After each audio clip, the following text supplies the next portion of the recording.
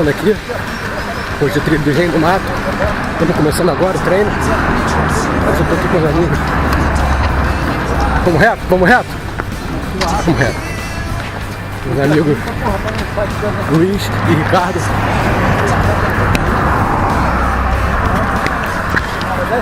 Vamos começar tranquilinho por enquanto. Vamos lá.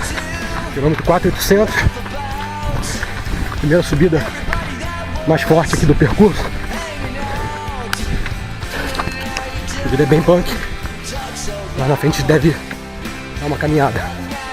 Ela é bem íngreme, não adianta às vezes você forçar e querer correr, você só fica mais cansado.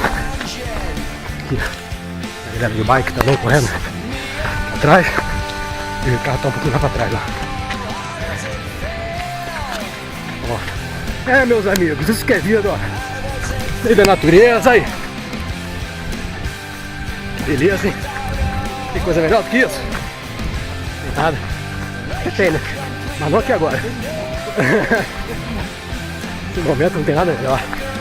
Aí, no meio da natureza, meio no mato, vivendo por aí, iniciando o período deste final de subida.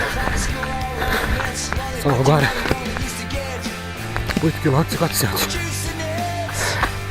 Subida bem longa. Tô cansado. Quente aqui, tá seco. Muito mal comida. Mas vamos lá. Vamos na raça. O bicho tá mais lá na frente. Ricardo mais lá atrás. Vamos lá. Tirando por aí. Vai, parte final de treino.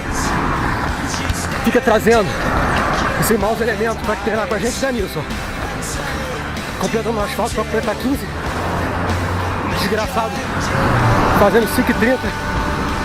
Que a gente tem que acompanhar para não fazer feio. Depois de subida no lombo aí.